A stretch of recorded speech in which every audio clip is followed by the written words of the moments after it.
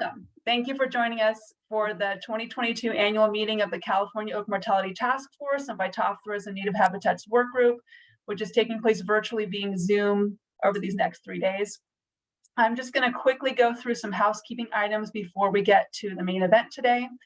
I already mentioned you may want to turn off your cameras. We will be muted except for when the speakers are presenting, but you will have a chance to ask any questions by putting those into the chat. So today's session focuses on science and international updates and will be moderated by Jana Velikovic from the University of California Cooperative Extension in Humboldt and Del Norte counties. Each of today's speakers has been allotted a few minutes at the end of their time to answer questions. So as I said, put those into the chat and Jan and I can facilitate getting them answered if there is time immediately following the speaker. If not, we'll try to put them at the very end of the session today. And if neither of those times have enough space, we will collect all those questions and answer them offline. As I mentioned, this is being recorded and the final recording will be posted online at the suddenoakdeath.org website in the coming weeks. I believe that's all of the housekeeping I need to cover. So I'm going to hand it over to our moderator, Jana, to get started. Well, good morning, everyone, or what time zone you may be in. It's a real pleasure to see you in the virtual space, and I'm excited about today's program, talking about science and international updates related to all those lovely plant pathogens that kind of fall under the umbrella of the California Oak Mortality Task Force and aligned efforts. It's my pleasure to introduce Dr. Clive Brazier, who's going to give us an ancient, historic, biological, and structurally cohesive and evolutionarily successful generic concept in need of preservation as he explores Phytophthora. And if any of you have not had the pleasure of working or watching Clive give a presentation, he's had a very distinguished career as a mycologist with a forest research in the United Kingdom, where he studies mycology, forest pathology, and genetics, including the reform of international plant health protocols, genetic risk from introduced pathogens. He's worked in identifying population units and species boundaries and tree pathogens. And he's just really always a delight to connect the dots and push the boundaries and help share what is going on. So with that, I'm going to welcome Clive, and I will give him a few minutes warning towards the end for timekeeping, and then we'll hopefully have enough time for some questions. So Clive, I believe you should have the ability to share screen now. Okay. Well, thank you very much, Jana. Thank you, Janice, and thank you to the organizers for the kind invitation to talk at the meeting. Let's get into this.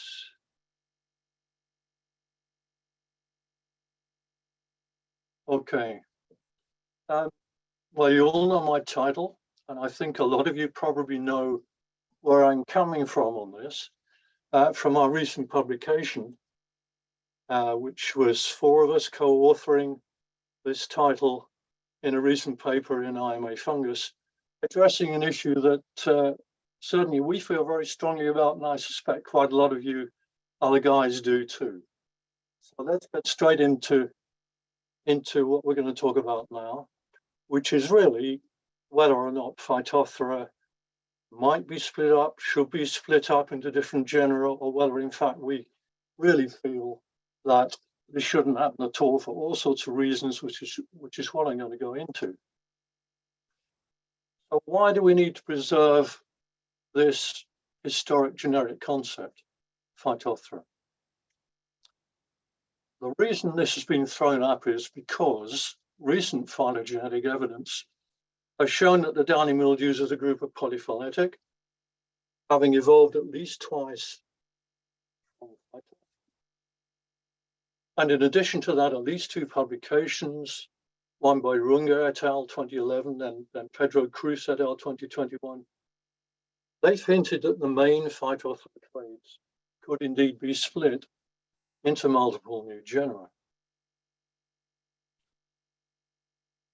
In our view, the reasons for preserving the genus Phytophthora actually are quite overwhelming, and I'm going to try and present some representative evidence, or what we put in that paper, and I'll be discussing the evidence on the basis of Phytophthora historical background, Phytophthora being a biologically sound and cohesive genus,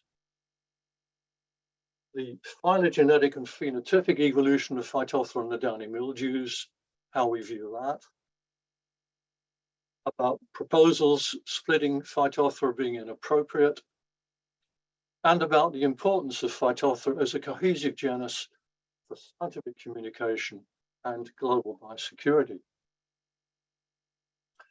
I'm going to begin with the historical background issue, and we've covered an awful lot of stuff in the paper historically, but I'm going to jump straight in to 2000 and look at the first OMIC molecular phylogeny that we published in 2000. That was an ITS-based phylogeny, and we looked, as you can see on the screen there, at different Phytophthora. We looked at Pythiums, we looked at Albugo, we looked at Saprolegnia, Dictucus, Aclea, and so on. So a range of different types of OMICs. We also included 50 then described Phytophthora species, and very basically, the results showed that Phytophthora was a very tight monophyletic evolutionary cluster, as you can see here in the blue circle. Although just to the right of it there, you can see a couple of what are actually clades 9 and 10 that fell outside that cluster, but I'll come back to that a little bit later. You can compare that with Pythium, which, as you can see here, is a much looser arrangement of species, showing rather more divergent evolution, much more divergent evolution of Phytophthora. We resolved 10 major Phytophthora clades within this tight cluster, in addition to the clades 9 and 10, which I've just mentioned. And also within that same tight cluster, we also resolved downy mildew genera Peronospora and Bremia, which indicated that the downy mildews had probably evolved from Phytophthora. So that sort of sets the scene for this downy mildew Phytophthora relationship, which I can now expand on. Since that time in 2000, there's been a considerable increase in Phytophthora species, described Phytophthora species. And in fact, if we look at the timeline for Phytophthora species descriptions, beginning with Phytophthora infestans around 1876 here, for the first 100 years, really, there were not many Phytophthora species described. By the time we get to Waterhouse in 1963, there are only about 40 species described. By the time we get to Irwin in Ribara in 1996, there are about 50. But thereafter, from the time of Cook et al.'s phylogeny, we get a rapid increase in the numbers of described Phytophthora species. And this is partly because we entered an era of global surveys for Phytophthora in ecosystems around the world, and partly because of the dawn of using molecular tools to discriminate. After that, we've had an awful lot more molecular phylogenetic studies beyond Cook et al. In fact, we've had about a dozen since then, including, as I've got here, Broad et al., Yang et al., and so on.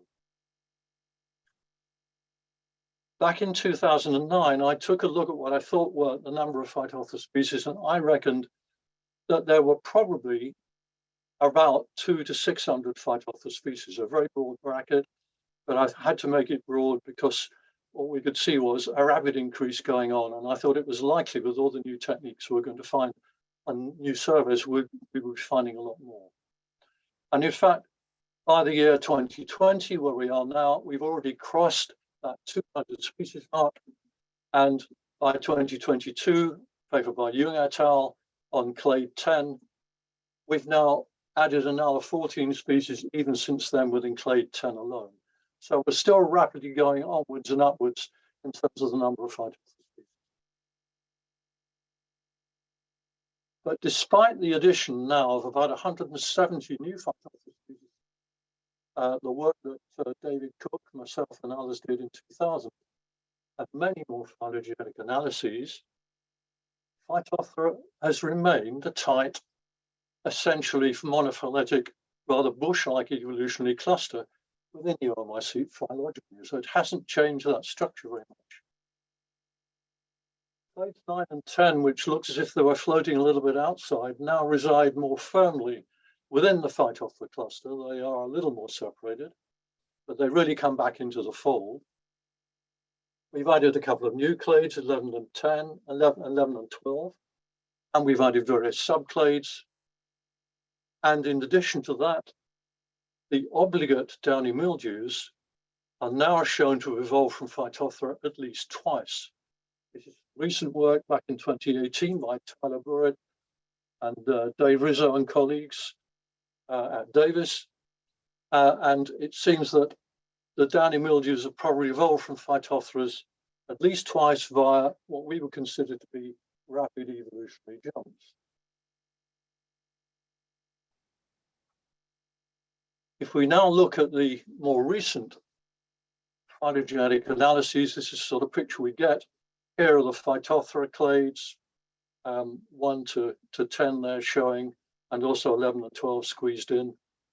And in the middle of them, up the top here, is a suite of downy mildew genera, and again, lower down here, another suite of downy mildew genera.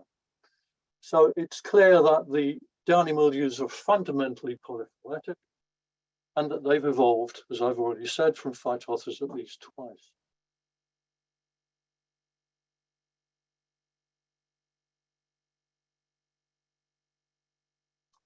So another point about the sort of phylogenies we now see, taking this example, this multilocus phylogeny, very similar to Burrett et al.'s phylogeny, but this is actually Scano et al.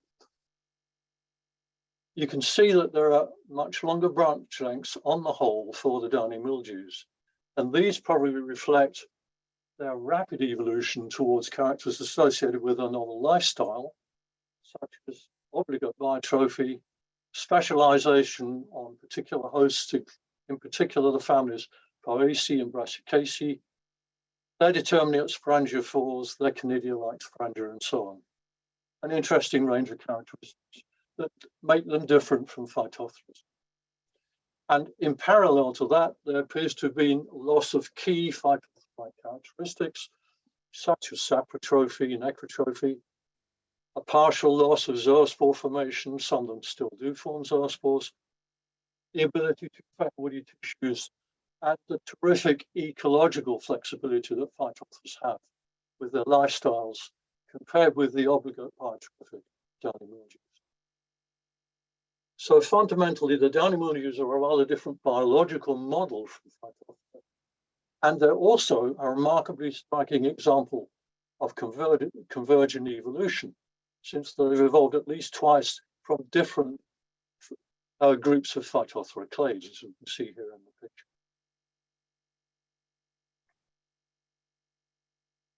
Okay, let's look at the arguments for Phytophthora being a biologically sound and cohesive genus. We analyzed morphological characters, breeding systems, lifestyles, and so on across the 11 major clades. And when I say major clades, I mean clades which have got at least 4 representative species. And we examined 200 species for a wide range of phenotypic characters and lifestyle characteristics and so on. And what is particularly striking is a lot of these characters are well distributed right throughout the clades. And in fact, as you can see here, for example, Amphigynous antheridia occur in all 11 of the clades. Persistent sporangia also occur in all 11 of the clades, caducous sporangia in 10 of the 11 clades, and so on. And the average representation of these characters over all 14 characters in the 11 clades is about 9.0. In other words, 82% of these characters are represented right across the clades. And you can say the same, I'll just go back a little bit. I'm just showing these photographs. Most of you know what these photographs are, but some people who don't work directly on Phytophthora might like to see them. These are some lovely photographs provided by Thomas, just showing these processes in terms of some of the morphological characteristics. Looking at here, Paragynous antheridia, top left, you can see clade 1A Phytophthora, clade 7A Phytophthora indicata have these typical Paragynous antheridia. Amphigynous antheridia here represented by clade 2E multivesiculata, clade 6B Phytophthora taxon forest soil. Papillate sporangia represented by Phytophthora captorum and Phytophthora panamensis, clade 4. Non-papillate sporangia represented by clades 2E and 10B, and characteristic short pedicel lengths in many Phytophtheras, especially the aerial ones. Phytophthora captorum here, clade 1A, Phytophthora palmivera here, clade 4. Just an example of the sort of thing you see when you look across the clades and see these representative characteristics. Doing the same for lifestyles, we see much the same thing. Here's a whole series of different types of lifestyles you get in Phytophtheras. I won't dwell on these too much by way of explanation, but just looking at the average representation of all these 17 behavioral characters across the clades, 11 clades, it averages out at 9.3, which is about 84, 85% of the clades. These characters are represented throughout. So you get these characteristics spread widely across the clades. Another interesting factor is Phytophthora species from very evolutionarily divergent clades and often on different continents often exhibit remarkably similar character combinations. For example, Phytophthora infestans in clade 1, Phytophthora ramorum in clade 8. Both of these species exhibit an aerial lifestyle. Both have an A1, A2 outcrossing system, breeding system. They both have amphigynous antheridia, shown on the left here. They both produce chlamydospores. They both produce semi-papillate sporangia, also shown in the picture. They both produce caducous sporangia with short pedicels, also shown in the picture. They both have low cardinal temperatures. They share a remarkable range of characteristics. You can say the same with Phytophthora plurivera, clade 2, and Phytophthora syringae. Both of these exhibit a soil-borne lifestyle, infection of woody roots and stems, self-fertility. By that I mean, could mean that they are homophilic. I prefer to think of this as being self-fertile. They both have Paragynous antheridia. They both have semi-papillate persistent sporangia. And in a way, these are examples, in a sense, of convergent evolution across the Phytophthora clades. There is evidence of a limited degree of specialization among the clades, since clades 6 to 8 tend to be more non-papillate or semi-papillate, and they tend to be sporadic.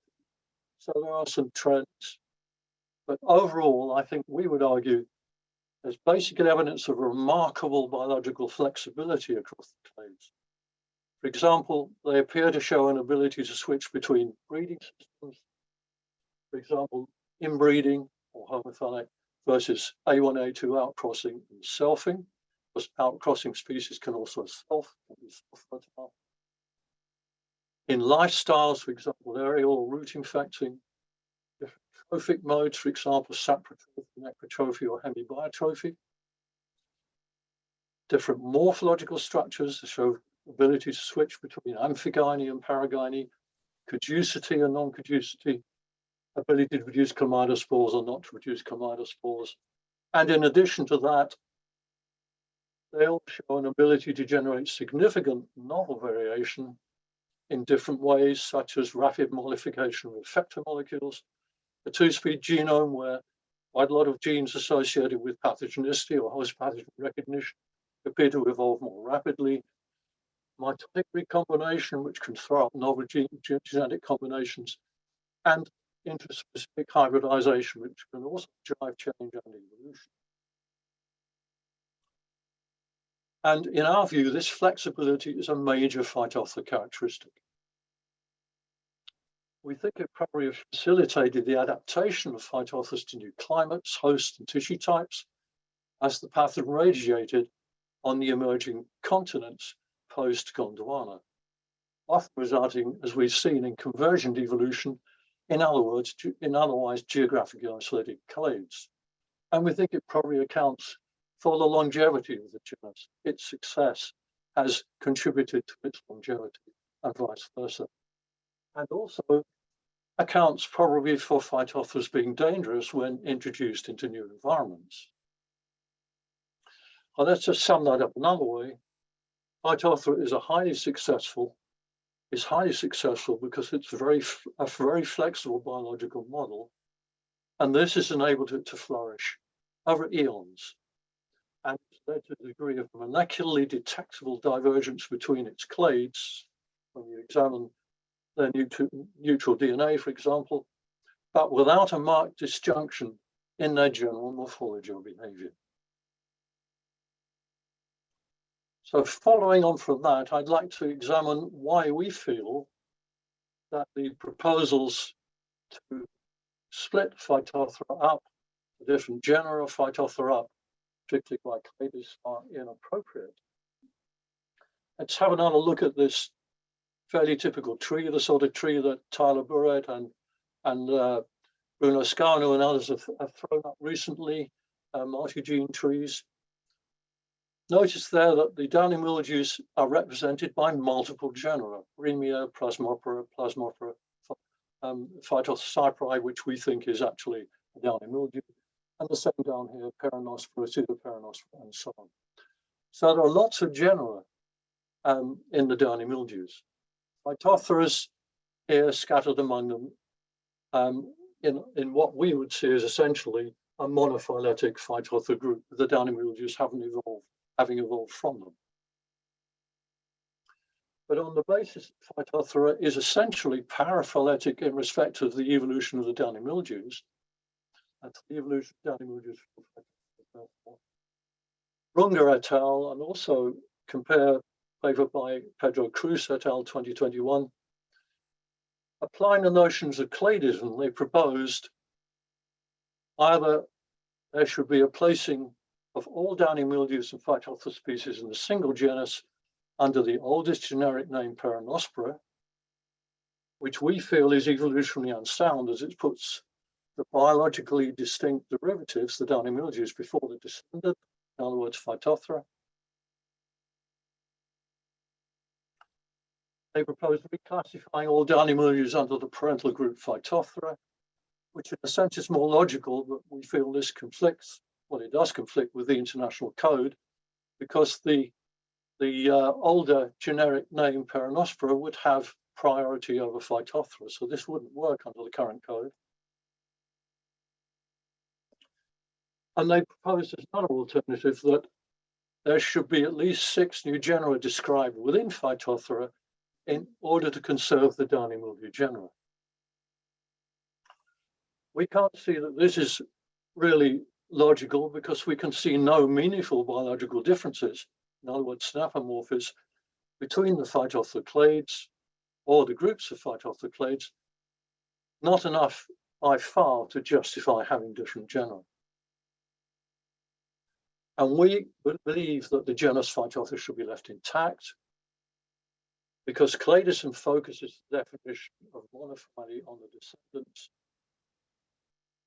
not on the ancestor as was proposed in the original Haeckelien sense of monophyly. We consider it's evolutionarily inappropriate to put the biologically distinct derivatives, the downy mildews, before the progenitor, as already mentioned. We feel that cladism overemphasizes lineages without taking account of the evolutionary process of the nodes that gave rise to them in the first place. We feel that despite its probable radiation since Gondwana about 140 million years ago, Phytophthora remain as a remarkably tight, biologically coherent cluster of clades, as I've already tried to describe to you. And that despite the accumulation of lots of new information in the last decade or so, that this fundamental biological cohesiveness of Phytophthora seems to have been generally well understood and accepted by ourselves, the international Phytophthora community. So expanding on this a little bit more, going back to what I've already said, Phytophthora, we believe, is an ancient, global, very flexible yet stable monophyletic generic model that has stood the test of time. And we don't see it as being surprising that it's also given rise to a rather different biological model, the downy mildews, and that at least twice, since this sort of process is a feature of evolution of so many successful genera anyway. So there's nothing particularly special about that. We would also point out that generic differences as they're currently applied within the downy mildews are much narrower even than the differences, phenotypic and molecular and so on, between some phylogenetically close related Phytophthora species. Just taking an example, Phytophthora ramorum and Phytophthora hibernalis both occur in subclade 8C, and they're very closely related in clade 8C, but they differ in a lot of characters. They differ in their breeding system, they differ in their antheridial type, differ in their oospore size, differ in their strangular pedicel type, they differ in their production or non-production of chlamydospores, in their optimum temperature for growth, and so on. These are big differences between two closely related species, far bigger even than between some downy mildew genera. And finally, in summary, we feel also that these Phytophthora splitting proposals seem to be more a device to resolve the paraphyly of the many multiple downy mildew genera than a problem with Phytophthora per se. Okay, so that sets some of that scene. I'd now come on to a rather different aspect, which is what we see, and you will all be very, very familiar with, that the genus Phytophthora, as we understand it, has a very, very high scientific communication and biosecurity value. So keeping it as a biologically cohesive genus is particularly important from that point of view. And I'd just like to explore this a little with some sort of examples. This is obviously, it's a social really more than a scientific aspect, this one, but I think this audience especially is very familiar with how damaging Phytophthora diseases can be on our crops, on our natural ecosystems, and that this has been going on since the 1840s with potato blight and so on. There are many, many examples. So obviously to us, it's a hugely damaging organism, and the scientific communication aspect is very important to us to understand that. The hosts of Phytophthora obviously extremely varied. We all know this too. They range from herbaceous cash crops, woody cash crops, to plant-rich Mediterranean heathlands, forest trees, and so on. So Phytophthora, obviously, I don't need to tell you this, you all know it, causes damage to a huge variety of crops and ecosystems. There are many prominent Phytophtheras, almost infamous Phytophtheras. Among these Phytophtheras, I've given us a list of what are to us particularly prominent Phytophtheras, but I think a lot of you could choose your own list, really. You would all have different values on this. There are some I throw out as being some of the infamous species, but there are many others, and I think different people from their own experiences will produce different lists. But obviously, there are an awful lot of Phytophtheras that are damaging, and we're beginning to learn about that more and more as we identify more Phytophtheras associated with, particularly in forests with decline. Something I'll touch on in a moment. And the social impacts, of course, of all of this damage have also been very wide. They range from starvation and mass migration to loss of ecosystem services and, sadly, loss of cultural heritage. If we just look at Phytophtheras causing declines and diebacks in forests and natural ecosystems alone, these, rather like the increase in numbers of Phytophthora species, have been increasing steadily particularly since the 1990s. Well, this diagram shows records of declines and diebacks caused by Phytophthora since the early 1900s.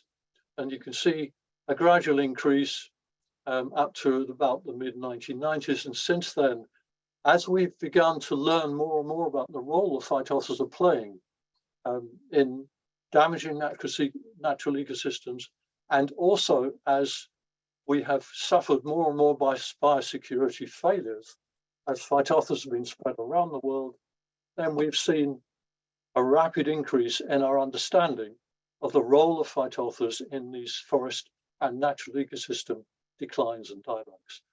We now, by year roughly 2015 to 2021, now have about 40 or 41 declines, serious declines and diebacks associated with Phytophthora. And look at this rapid increase as we recognized the nature of these problems more and more in more and more detail over the last decade or so. I'm just going to show a few Pacific Northwest examples. I'm talking in particular to a Pacific Northwest audience in the sort of first instance here. Just going back to year 2000, here we have Phytophthora mora montana oak on the left, coast live oak on the right, in Marin County, California, as I say, in about 2000. These photographs were taken by Kent Julian of the Marin County Fire Department in California. And I had the pleasure of working alongside Kent in around 2002 or so. He took me out to a number of these sites. He even, to my great pleasure, took me to Skywalker Ranch to look at dieback of post live oak on Skywalker Ranch in about 2002. And Kent's interest was coming at it from one of these social impact viewpoints. Kent was particularly concerned about the fire risk in these areas as a result of the mass dying of the tan oaks and the dying of these coast live oaks in these regions, which is another aspect of this issue, not just the forest loss, but also the threat to increase fire damage, the social impact. A couple more slides here, one showing damage in the Sierras, the Sierra Nevada in California. This is Phytophthora cinnamon, on native manzanita in the Sierras there, picture taken by Mateo. And on the right, we see the damage in the Bay Area, where there's a lot of damage, of course, to native vegetation, native heath vegetation there, going on as a result of Phytophthora being introduced in replanting schemes of native plants. Here we see Angular being damaged in the Bay Area by multiple Phytophthora that have been introduced into that region. A photo there by Laura Sims. And of course, a lot of work currently being done on this issue of Phytophthora being introduced into these ecosystems by Mateo, Laura, Susan Frankel and colleagues. A lot of very interesting work, and I'll touch on that just a little bit more in a minute or so. So just expanding on this theme of the high scientific communication of biosecurity value of having a cohesive genus Phytophthora, to all of us, I think it's a real engine of understanding and communication, and not just for us working in damage to natural ecosystems and forests, but also for a very large body of scientists who are operating across a great number of disciplines, from mycology and plant pathology to biosecurity and social history, and across many, many different crop types, including herbaceous crop types like soybean and so on, and cocoa crops and the like. Hey, Clive, just giving you a little time check. You got 5 minutes. That's great. That's super. Thank you. So our current understanding, and the understanding together with not just us, but among plant health regulators and us scientists about what is meant by Phytophthora, is a really valuable asset in cropping. We propose that any unnecessary and inappropriate designation of multiple new genera could seriously damage this understanding, could result in confusion, and at worst, it could result in weakened biosecurity. Just as an example, many disease syndromes or processes, ranging from, for example, cocoa black pod disease to the dieback of Mediterranean ecosystems in Europe, or as now in California. These don't just involve multiple Phytophthora species, but they often involve multiple Phytophthora clades. Just to wind up with a few examples. Examples of disease syndromes or processes involving multiple clades. Let's pick out some of the more spectacular ones. Oak declines across Europe. Serious problem across Europe for the last 50 years have been various oak declines. 26 different Phytophthora taxa involved across 9 different clades. Beech decline across Europe, 16 taxa, 8 different Phytophthora clades. Dieback of eucalypts and Banksia woodlands, heath vegetation in Western Australia, 26 different Phytophthora taxa, 6 different clades. Coming on again to this issue of the damage being caused by restoration plantings in the Bay Area in California to the native heath vegetation, a remarkable 51 Phytophthora taxa and hybrids involved, and six different clades, and so on. And then woody plant nurseries and plantations in Europe, 65 Phytophthora species, 10 different Phytophthora clades. Summing all that up, I would say that the scientific confusion and the disruption to global biosecurity that could result if the Phytophthora clades were unnecessarily split into multiple genera is really, from these examples, I think is self-evident. And we discussed this in various different terms in the paper. If you're interested, you can see we've put different angles on this in the paper about how it is so important, really, to try and maintain Phytophthora as a single genus from the point of view of scientific communication and biosecurity. So finally, conclusions and recommendations.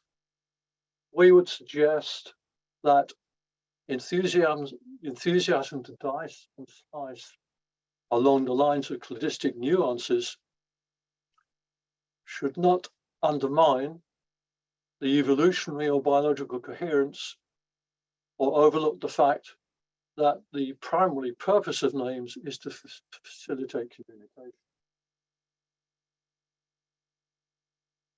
We consider, based on the evidence we tried to present, that proposals to split Phytophthora into separate genera are biologically and phylogenetically inappropriate and would have deleterious impacts on scientific communication and global biosecurity, as I just mentioned. And we would recommend, therefore, that the currently accepted generic concept of Phytophthora is retained, that its status should be policed by the scientific community going forward, and that no changes to the genus should be made without a broad international consensus. And I'd just like to sum up with a quote which some of you who may have looked at the paper will have seen right at the beginning of our paper on this issue, because Colin Booth, 1978, could not have summed it up any better than this. This is what he said. Taxonomy's purpose is to foster clear scientific communication, and the job of taxonomists is to refine it with that in mind. In doing so, taxonomists must not only recommend improved communication going forward, but also the way the costs of altering long-standing effective communication. Thank you very much.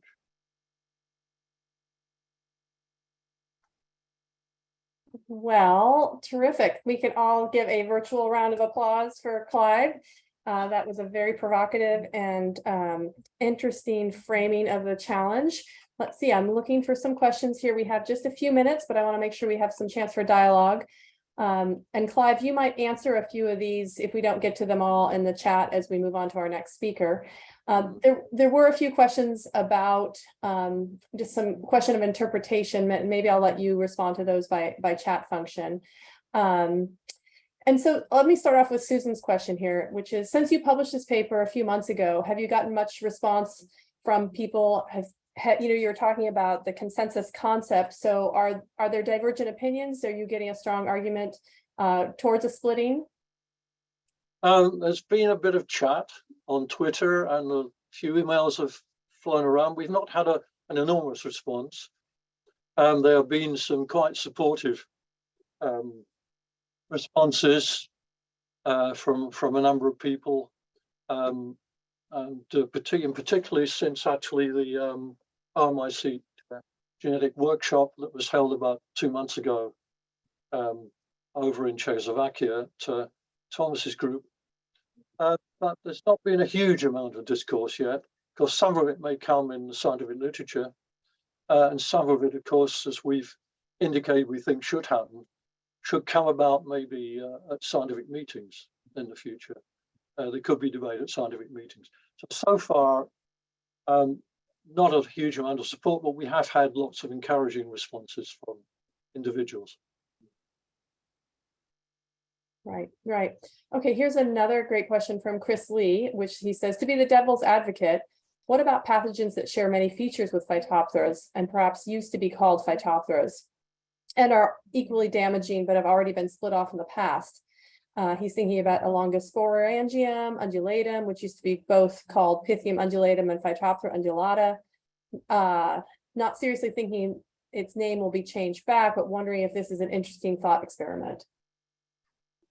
Yeah, I can't remember all the detail about the undulata example, but basically one's got to take one example at a time and to weigh the properties that you're looking at, particularly obviously the molecular phylogenetic relationship, where it falls, and its biological characteristics. Now we've got this great list of 35 odd characters, which will weigh up as being representative Phytophthora characters.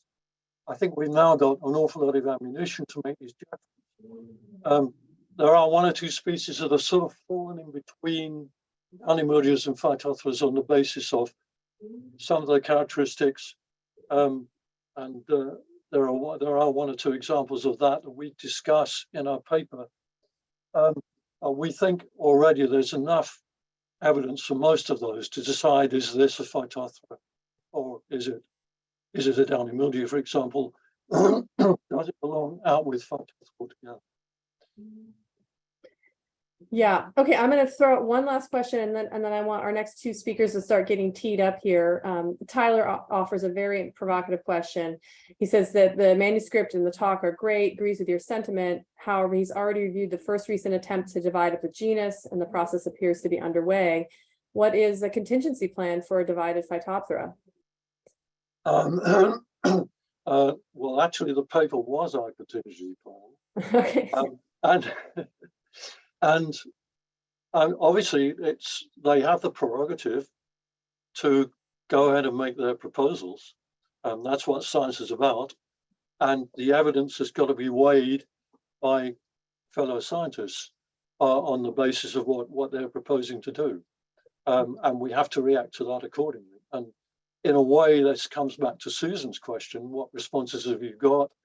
This is an indication of the response from perhaps what you could call the opposing groups, who are coming at it from this cladistic approach.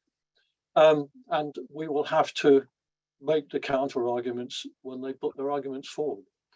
We don't think it's appropriate, but it's perfectly reasonable for other scientists to make that argument.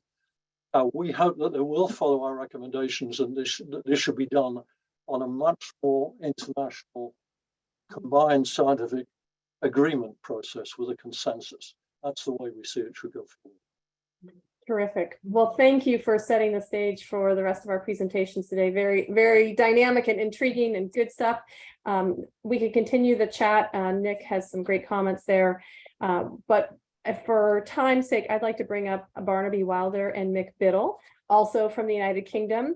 Barnaby is a tree health officer for the UK Forestry Commission, and Mick serves as a pathology response manager for UK Forest Research. And they are here to talk to us about Phytophthora pluvialis and Phytophthora pseudosyringae in the UK, both detections and response, and what's been detected and what are the management strategies. So I can't remember who's first, but I'll let you share screen and welcome you to the stage. Terrific to have you here. Thanks, Jana. I'm going to try and go first.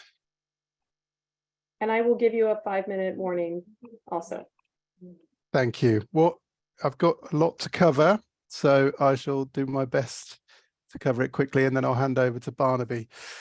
So yes, hi everyone. Thanks for having me here. I'm Mick Biddle, Response Manager at Forest Research here in the UK. Prior to this, I worked as part of the Forestry Commission Plant Health Forestry team alongside Barnaby in an operational role responding to outbreaks. And the last outbreak I responded to in that role was Phytophthora pluvialis. So that's what I'm here to talk about today. This is what I am very briefly going to cover. So I'm going to try and rattle through this fairly quickly. It doesn't do a service really to the amount of work and the amount of effort that's gone in from a huge amount of people. So I hope you can appreciate that this is very much a whistle-stop tour. So looking back at the history of Phytophthora pluvialis, initially described in the USA in 2013. And the key takeaway from this slide and the next slide is that it causes a needle cast and shoot dieback in Douglas fir. It's been found to cause that in Oregon, and these are the pictures of the symptoms observed. Note the sort of loss of canopy in the lower parts of this tree on the left. And then also in 2014 in New Zealand, it was reported as the causal agent of red needle cast, causing a similar effect in the canopies of Pinus radiata, also Pinus strobus and patula, but mainly radiata. And it was also causing a needle cast and shoot dieback similar to that in Oregon in Douglas fir. The key thing, like I say, is that it's a needle pathogen. Up until 2021, it wasn't although there was a couple of reports of stem and twig cankers, nothing significant. And these were the only hosts of significance up until 2021 as well. These are the symptoms on the needles in New Zealand. So this olive coloured needle discoloration and black banding on these Pinus radiata needles. So then fast forward to August 2021 in Cornwall, in the southwest of England. A routine aerial surveillance for Phytophthora ramorum identified a stand of mature western hemlock showing signs of severe canopy deterioration and mortality. And when investigated on the ground, there were multiple cankers which were consistent with the Phytophthora. We thought at the time it was going to be Phytophthora ramorum, but samples were analysed by the diagnostic and advisory team at Forest Research, and Phytophthora pluvialis was isolated from this western hemlock samples. It was also confirmed through real-time PCR, and thank you very much to Scion for providing the protocol, the unpublished protocol that they allowed us to use to enable that to happen. So there was severe disease expression on this site. It must be said that also present on this particular site in Cornwall were Armillaria and Heterobasidium abietinum, which may be contributing to the severity of the symptoms on this particular site in Cornwall. However, given that it was a new organism to Europe, new organism to the UK, and on a new host, an incident response was kicked off, which involved the establishment of a UK-wide incident management team. And so that had representation from the UK government, also Welsh, Scottish governments, and Northern Ireland as well. And the first activity, the sort of operational activity to be initiated was a 5-kilometre radius survey around this affected site, which fairly quickly identified further findings in Western Hemlock. And then a programme of targeted surveillance was fairly quickly enacted as well, looking predominantly at Western Hemlock, but also at Douglas fir across England, Scotland and Wales, and looking on the public forest estate in order to because that's where we knew where the Western Hemlock was, and so we could enact rapid surveys in those areas. And again, fairly quickly, multiple sites were detected in England, Scotland and Wales, not in Northern Ireland. So Joan Webber undertook a pest risk analysis, and this is available online if you Google it, or there's a link there. And the UK Plant Health Risk Group used this PRA and concluded that Phytophthora pluvialis met the criteria to be classified as a Great Britain quarantine pest for regulatory purposes. Just to give you an idea of the context that we're operating in here, Western Hemlock is not a principal forestry species in GB, in Great Britain. There's about 9,000 hectares, which makes up less than 0.5% of the conifer stock. But Douglas fir, on the other hand, is very much principal conifer species, principal forestry species in Great Britain, makes up 60,000 hectares, and this is distributed up and down the country. So one of the measures that was put in place by the incident management team was the introduction of demarcated areas around the confirmed sites, which with the aim of containing infection and containing susceptible species within those areas. So Western Hemlock, Douglas fir and pine species. And that map isn't completely up to date. There's a couple of areas missing, but they're all on the pretty much all on the western seaboard of Great Britain, with one outlier there in the southeast in Surrey. Now, I'm not going to talk at length about the symptoms, but a symptoms guide has been produced, which again is available on gov.uk, available if you Google it. And there's also a video for symptoms in Western Hemlock. But I'm just going to show a few photos of some of the symptoms. So this is Western Hemlock, this lower canopy defoliation, similar to what was observed in Douglas fir and Pinus radiata in New Zealand and Oregon. And there was a very clear edge effect as well alongside, there seemed to be alongside roads and linear features, watercourses, roads, rides, forest edges. As well as this canopy effect, and this is the real development. So it was a new species, but also large numbers of resinous, very, very resinous cankers. So numerous cankers on small branches, but there were also larger cankers on larger branches, main stems. There was also cankers on at the base of mature trees as well, and root lesions as well.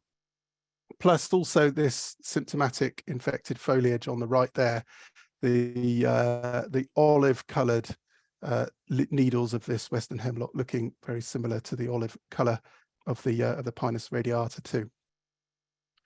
Now the symptoms guidance does look quite scary, and there's lots of pictures of large cankers. And it must be said that the site in Cornwall is by far the most heavily infected or heavily affected site, and there's mortality of mature trees there over quite a large area.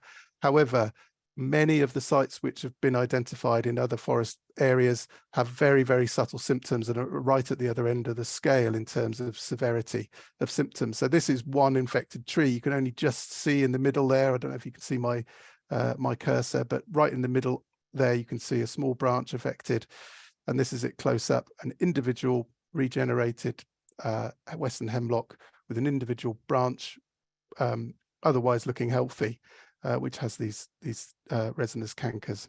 So that's just to give you an idea of the range of symptoms that we've seen. But it's not just Western Hemlock which was affected. Also, Douglas fir has been found to be affected with the same canopy symptoms as observed elsewhere, but also in association with the heavily infected Western hemlock sites, particularly stem cankers and branch cankers. Again, this is new. This was very new, and a new behaviour or new observation, which was made in the UK. In terms of a management response, the incident management team decided to take a risk-based approach. So the most heavily affected site in Cornwall has been subject to clear felling operations in order to try and reduce the inoculum pressure at that site. But other less affected sites have just been subject to less intensive operations, such as corridor felling alongside these linear features where we've got these edge effects, and in some cases just removal of regeneration, which was showing symptoms. In terms of a research response, and again, a lot of this work is ongoing. This is work which has been completed. The Cox postulates, as it was a new host, were completed by Anna Perez and her team, and there's the paper there. There is ongoing work on host susceptibility. So conifers and broadleaf trees have been inoculated to determine if there are any other species which are susceptible to a greater or lesser degree for Phytophthora pluvialis. Some of the initial findings suggest that Douglas fir and Western hemlock, Western hemlock and Douglas fir in that order are the most susceptible to these inoculations. There has been a huge number of samples analysed by a relatively small team and taken by a small team and analysed by a small team. So there's been over, I think we're on over 3,800 samples have been tested at Alice Holt, and that's including the results from the surveillance operations, but also there's been monitoring of rainwater traps. There's been needle shaking into a tarpaulin, which is a technique we picked up from New Zealand. Stream baiting various species at affected sites. And there's also a 12-month project to look at metabarcoding, identifying stream water sampling at affected sites and soil sampling at affected sites to try and identify Phytophthora pluvialis and any other phytophthora or related organisms. In addition to this, Joan Webber has been undertaking investigations into the depth of infection, predominantly to determine how much of a risk felled infected timber poses.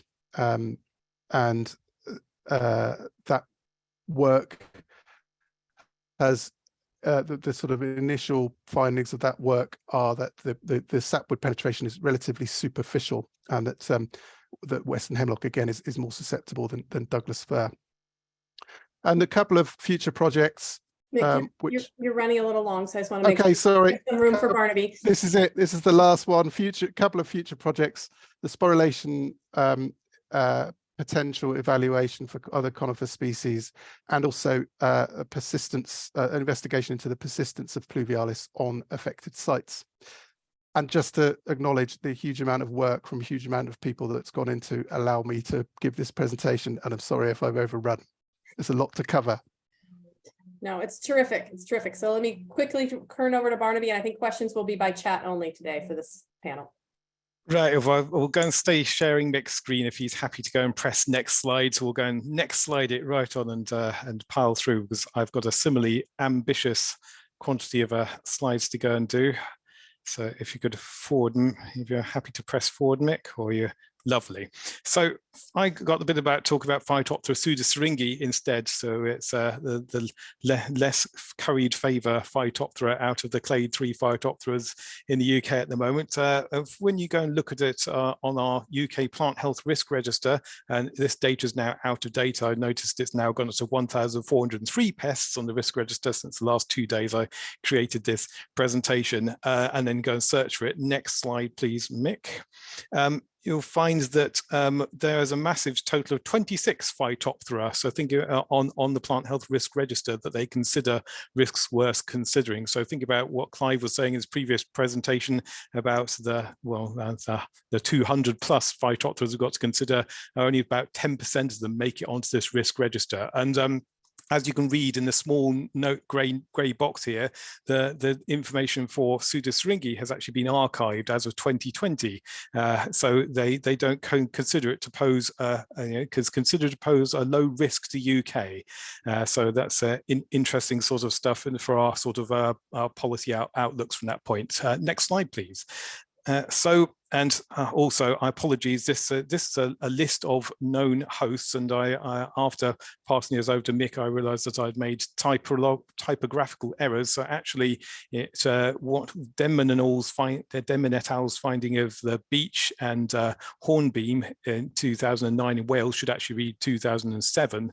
And additionally, in 2008, there was a finding of Phytophthora pseudosyringae on ilex on our holly in the Royal Horticultural Society results as well. So we have got an interesting mix of broadleaf and coniferous hosts and woody ornamental plants. And interestingly, the host range has been expanding over time, not remaining the same, although we consider there's some main hosts that we consider when we're talking about this Phytophthora most. So next slide, please, Mick. And the first one we frequently come across reports of are in beech.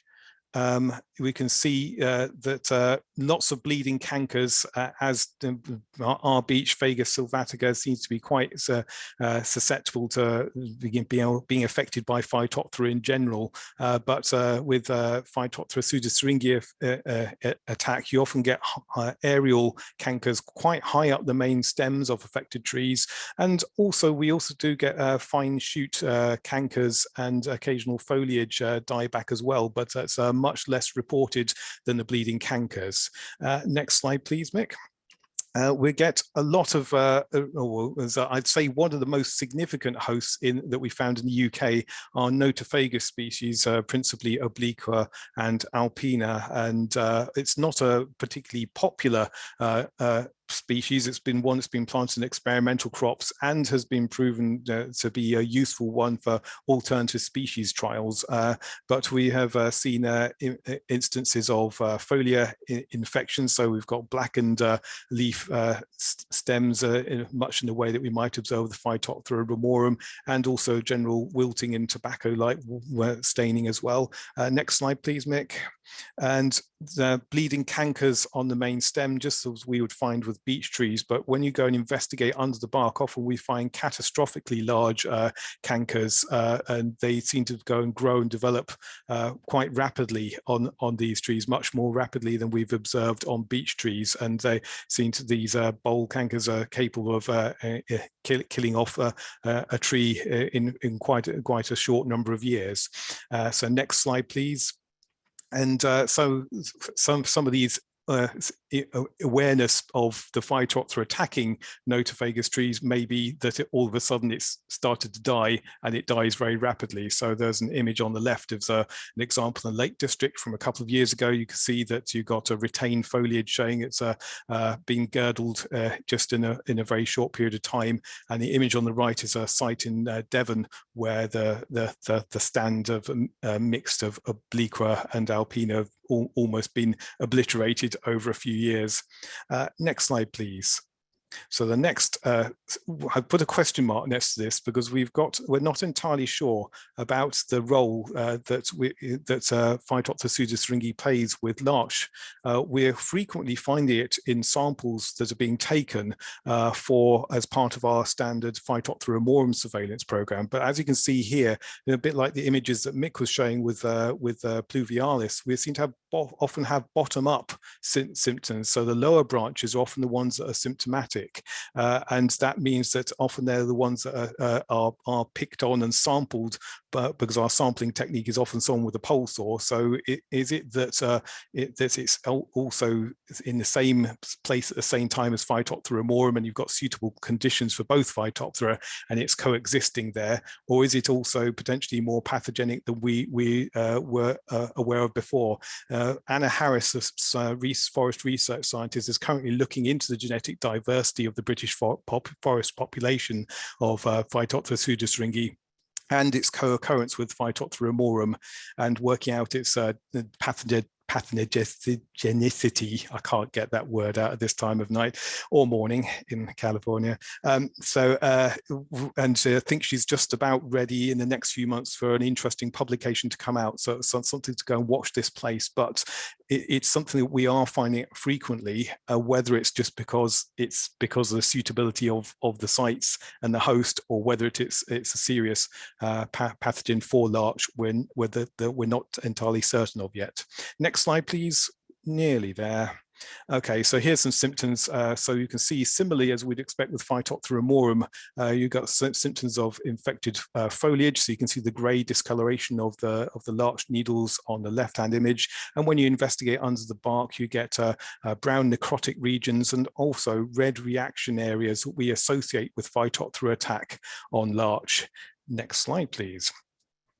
And then the final host of significance is Vaccinium myrtillus. So although we've also found it on another Vaccinium species, cowberry, it's principally the bilberry that we've found and since 2009, and it's capable of causing significant damage. It's hard to go and get a good photograph in focus of individual symptoms, but you can see the image on the left. There's sort of distinct black and banding, but foliage can also be infected and readily drops off once it's been infected. And so next image, please, Mick, that you go and can get significant patches of dieback. And there was a large concern when it was first identified in 2009 as in ecologically important areas of heathland, but 10 years and more onwards, those areas haven't been completely devastated, such as Clive's image showing the Manzanita, were just large areas of death and destruction. There seems to be regeneration also occurring on those sites. So the Phytophthora has not gone away, it's still attacking these plants, but there's also some regeneration taking place. So its long-term impacts are not certain. So the final slide just summarizes it all. There we go. So yes, by policy, not considered a significant problem. I think watch this space, because we're finding more and more of findings of it in a wider range of hosts. Metabarcoding investigations are also finding it widespread. It was the 23rd most frequently identified in Phytophthora in 15 nurseries in a metabarcoding study, and also the most common from soil in woods and parks and gardens in the north of England. So yes, it's out there a lot. Well, terrific. You guys are awesome. And for being up so late in the afternoon and being so on it today. So I appreciate that. I think what we're going to do for sake of time is keep the questions into the chat. And we've got a little bit of spillover time at the end of the program, so we can hopefully bring them all back in and answer their questions specifically. So thank you very much. So big chat, big thanks for all of you guys.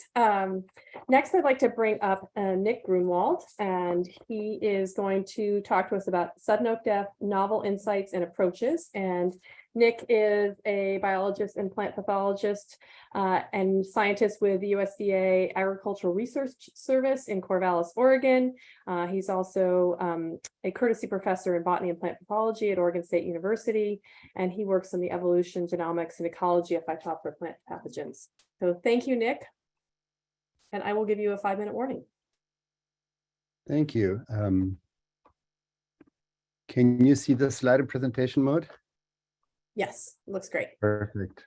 Perfect. Well, good morning, everybody. Thank you so much for inviting me, Janice and Jana, and for hosting this meeting today. So it's really interesting to hear about everything that is going on. Let me change this to the laser pointer. Okay. Can you see the laser pointer? Yes. Great. So I thought I would give you a brief overview of recent developments in my lab and on work on Ramorum in Oregon, as well as new tools that we're developing. And I'll start very quickly by going straight into sudden oak deaths in Oregon, and then a little bit about a paper that I contributed to out of Richard Hamlin's lab on sexual reproduction. So as you all know, Ramorum currently in established forests causing sudden oak deaths is recognized as 4 distinct clonal lineages. Clive, for example, described the EU2 lineage. We showed that the EU1 lineage was moved from Europe to North America. We also showed that it was moved up and down the West Coast and that nursery shipments regularly move this pathogen around. But today I want to focus mostly on Southwest Oregon, where this pathogen, where sudden oak death was first detected around 2001, so it probably introduced a few years before that. And we've done a series of studies, and I'll just mention one. So this pathogen was first introduced into this area right here in Southwest Oregon, into Joe Hole Creek watershed, and then eventually spread north and east. And keep this point up here in mind that is labeled Hunter Creek here. And you can see that there are few multilocus genotypes that are dominating, but there are also a lot of rare genotypes. So this pathogen is obviously adapting and evolving.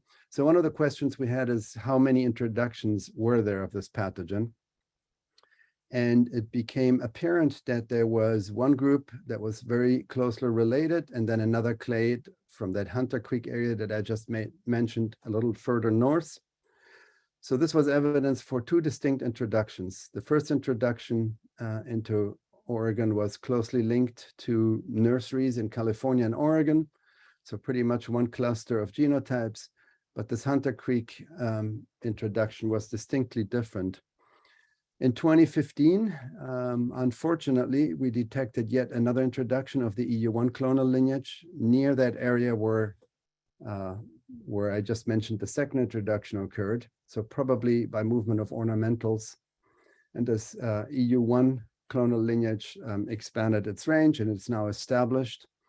And then unfortunately, EBA, coming back from field work down in Curry County, found a new outbreak of the NA2 clonal lineage. So we now have 3 clonal lineages established there, both mating types, and evidence for at least 4 introductions into Curry County forests, despite the fact that we're managing these forests, that we have federal and local quarantines occurring. And then even more scary is a recent report out of Canada. So Guillaume Bilodeau with Canada Food Inspection Agency, in collaboration with Richard Hamlin, found 2 isolates that were distinct sexual hybrids between the EU1 clonal lineage and the NA2 clonal lineage. So you can see here, these 2 isolates that came out of a Canadian nursery in British Columbia are sexual variants. And when we look at the 2 haplotypes, remember that Phytophthora are diploid, you can see that the 2 hybrid haplotypes at any nuclear gene locus cluster with either NA2 or EU1, which is a clear indication that this is basically a hybrid that occurred by sexual reproduction between EU1 and NA2, where EU1 is of a 1 mating type and NA2 is of a 2 mating type. So given that we now have situations where A1 and A2 coexist in forests, this might bring a completely new dynamic. I'm just throwing in a really fun GIF that Sarah Navarro produced for a recent article that is coming out. It's a plant disease feature article. And you can see sudden oak deaths on tan oak from 2012, where the stands are green, to 2016, where the tan oaks are all dead, to complete removal of those dead tan oaks. Next, I want to touch briefly on ongoing work, 2 lines of research. One is using whole genome sequences to visualize these genomes, and we're doing this in next strain. And then after that, I'll talk a little bit about CRISPR-Cas diagnostics that we're working on. So what you see here are roughly, I think, oh yeah, here it says 371 whole genome sequences of Phytophthora ramorum So this includes isolates from Thomas Jung that he sampled in Asia. I think Clive Brazier was involved in some of those samplings, as well as a lot of isolates from the US and Europe for which whole genome sequences are available. So this includes, for example, the genomes that were sequenced in the UK. I think Clive was part of that, and David Studholme, maybe others. Richard Hamlin at University of British Columbia, Jared and myself here have sequenced a couple hundred. And what you see here is the assembled mitochondrial genome down here and then visualized. So this is an interactive tool. NextStrain has gained a lot of prominence with the COVID epidemic as a way of monitoring. So there's more work to come. This is not yet an official site. We're still cleaning it up and making sure that it doesn't have mistakes. It also takes quite a bit of time to clean up the metadata. And at this point, it's only forest isolates. No nursery isolates have been included. So I mentioned that we have at least 4 introductions into Oregon forests, and this calls for a real need for having more and better diagnostics, particularly at the lineage level. And so what we're doing is we developed an algorithm that's called CRISP in Python that can use whole genome sequences, those 370 genome sequences that I just showed. And we can look at those to find diagnostic regions. And so we want to leverage this genome data and create a set of multiplex diagnostic assays. And we're using the technology that a recent Nobel Prize was given for gene editing, where these CRISPR-Cas nucleases can be used to develop diagnostic assays. And I'll show you preliminary data from a Sherlock assay that we developed. So basically, these are assays that can be done isothermally using recombinase polymerase activity in combination with a Cas nuclease that detects a target site based on using a CRISPR guide RNA, and that then upon recognition leads to collateral cleavage of a reporter enzyme. So we're using the Sherlock assay, which uses the Cas13a enzyme in combination with a guide RNA, and I'll just show you in a second what a guide RNA looks like. So we use these whole genome sequences to find conserved forward and reverse primers shown in orange, as well as a 28 base pair diagnostic site that has at least one diagnostic SNP. And this is then built into a CRISPR guide RNA with a hairpin loop that can be used by the Cas13 enzyme to recognize the site and then cleave, and that in turn results in collateral cleavage and recognition through the reporter enzyme, the reporter construct that is cleaved. So briefly on the sideline, we developed this CRISP algorithm that does 2 important things. It finds primer regions that are conserved across the target groups, whether it's a clonal lineage or it is a certain gene, such as a toxin gene or an antibiotic resistance gene. And it can be used at any level of the taxonomic hierarchy. You can distinguish, for example, the genus Phytophthora or Ramorum from all other Phytophtheras, or the NA1 clonal lineage from all other clonal lineages. Or if we had mating type genes, which we don't have at this point, you could even identify mating type using this kind of approach. And then in a second step, it identifies a diagnostic region. And then I'll show you on the next slide how this works. Oh, just briefly, this CRISP algorithm, we're finishing the final touches on the publication, and hopefully this will be available early next year on GitHub.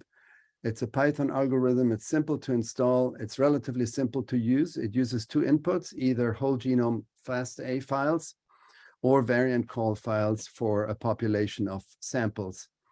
It's very fast. It can run in parallel too. We just upgraded it to be parallelizable, which is a huge improvement.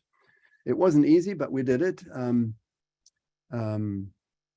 We also integrated it with Primer 3. So if you have VCF data, Primer 3 can be used to subset for the best primer combinations. And then at this point, we've only developed it for Sherlock assays, but we're also expanding it in the near future for the detector assays that use Cas12-based detection of DNA. So here's an example. At the top, you see the NA1 clonal lineage and all the other clonal lineages, including a range of clonal lineages, and you see a diagnostic site here. The uppercase is the guide RNA region, and then we have in lowercase the forward and reverse primers.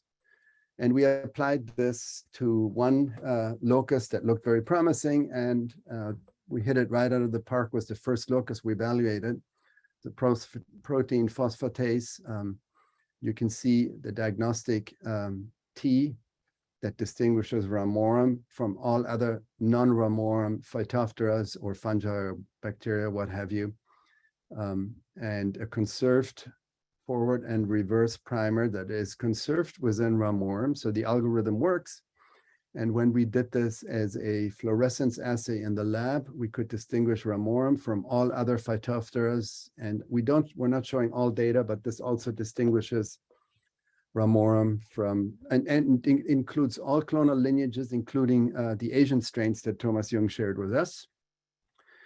And it does not cross-amplify with any other organism, fungi, bacteria, and a much bigger range of Phytophthora were included in this screen.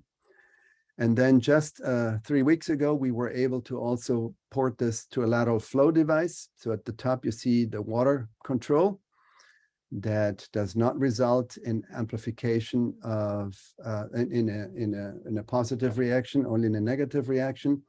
If we include pure DNA at different concentrations from 2 picograms per microliter to 200, we get a clear positive band. And then when we use a range of different strains, including US clonal lineages and Asian strains, we get distinct also positive bands. And this is an infected leaf tissue. I can't remember if this was rhododendron or tan oak, but it should work in any kind of tissue. So this is very promising, and we're currently now expanding this to work with all clonal lineages and trying to figure out good ways of multiplexing these. So we're hoping that maybe in a year or so, we will have assays that can be taken to the field based on this technology. And then briefly before I finish, just mentioning very high level ongoing work. So Rosie Bradshaw just published a chromosome level assembly that's only one of 3 Phytophthora genomes. Sorry, Clive, one of them is Plasmoptera, but we'll call them Phytophthora for now. There are only 3 whole genome sequences that are chromosome level assemblies where we can distinguish all 10 to 11 chromosomes. So we collaborated with Rosie and her group on that. That was really exciting. And this is in Press Now and Frontiers. Our RPS10 oomycete metabarcoding work with Frank Martin and many other collaborators is also published now. A paper is currently under review and submitted by Thomas Jung, and Martin Mullett was in my lab as a visiting postdoc, where the hybrid Phytophthora combivora is being described. And I believe Clive is also an important player in this work. Some of the population genomic tools we've developed, we've also applied to other organisms. So we've used these, for example, for agrobacteria, Rhodococcus, Xanthomonas species, etc. I already talked about the collaboration with Richard Hamlin. And then I also want to highlight all the ongoing collaborations with Oregon State University, Jared, US Forest Service, Oregon Department of Forestry. Sorry, this should have been ODF, not OSF. ODA, CDFA, USDA, APHIS, and many others. So we're continuing to monitor emergence of Phytophthora morum. And we just have a plant disease feature article in press right now with Jared, Sarah, Norma, Gabby, and myself, describing the epidemic in Oregon in fine detail from 2001 to the present. And with that, I'd like to thank in particular all my collaborators, and for the work that I presented today, those that are highlighted in bold are the most important players. But obviously there are many colleagues that contribute to this work. I couldn't do this without these wonderful collaborations. And with that, I think I'll open it for questions. Terrific. All right. Thank you, Nick, and thank you for being even short on time. I love it. So we can take a few questions here and then we'll be back on schedule. So with that, I think I saw the first question coming from Susan. Is the protein phosphatase physiologically significant? Do you understand the function? Well, it's the phosphatase. It is not, it is a housekeeping gene. It's single copy, so I believe it is an important gene. Nobody has knocked it out to see if it is important in Phytophthora. Maybe Francine Covers would be much more knowledgeable about this kind of proteome questions. Okay, terrific. Any other questions for Nick? If not, then what we'll do is we'll have one more speaker and then we'll have a chance to bring all of our folks back up and be able to wrap up the program with some integrated dialogue. So with that, I'd like to welcome Melina Casanitas. Did I say that correctly? Yeah, Casanitas. Okay, lovely. She is a researcher who works in sudden oak death and obtained a PhD in plant pathology from the University of California at Berkeley. And she has worked in a variety of capacities, and I believe you now have just joined the faculty at Sonoma State University. Is that correct? I am guest lecturing there while I'm doing a postdoc with the Ackerley lab at UC Berkeley. Okay, terrific. And she's going to talk about the epidemiology of sudden oak death caused by Phytophthora amorum in a mixed bay laurel oak woodland. And it's going to provide clues for disease management. So welcome, Melina, and thank you very much. I'll give you a 5-minute warning too. Thank you. My internet, I've been told, is low when I did a test this morning. So I think my slides are going to lag a little bit. So let me know if things get funky. Hopefully you guys can see my full screen. Full slide, title slide. Yeah, we're just about getting there. Give it a second. Okay. It's about a 5-second lag when I switch slides. So I'm going to try to do my best to. Okay. I'd say just go for it and we'll catch up with you. And your audio sounds great. Okay, great. Good. That's what I was the most concerned about. Okay. I can't see you guys or the chat. So if there's questions, let me know. All right, so thank you to Yana and Janice and Susan for inviting me. I'll be talking to you today about some work that I did during my dissertation when I was a grad student in the Garbolato lab at Berkeley before I started the postdoc. And my slide, is it going forward? It is not going forward for some reason. Why don't you stay not in presenter mode and just advance as you are? Okay, hold on. Sorry.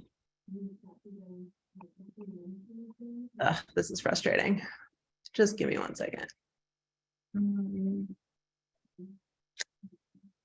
It's not advancing at all. One moment.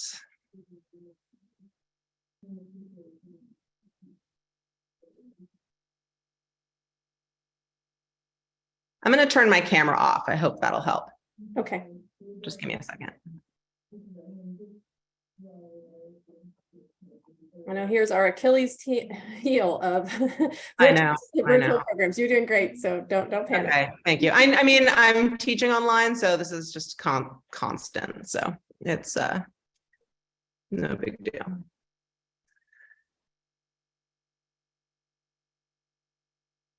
Okay, what can you guys see now? Nothing. Correct. All right, just a second.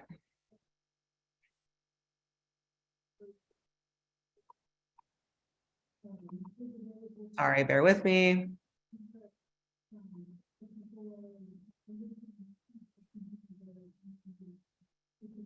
Oh my gosh. Just 1 second.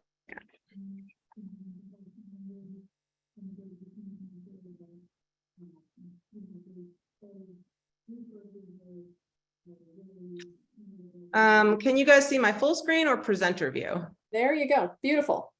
Perfect. Is it full screen or presenter view? Full screen. Excellent. Okay, good. All right, so normally if I was giving this talk, I would give an intro on the overview of the pathogen's life history, introduction to California, differences between foliar and oak hosts, but this crowd knows all that, so I'm going to skip it.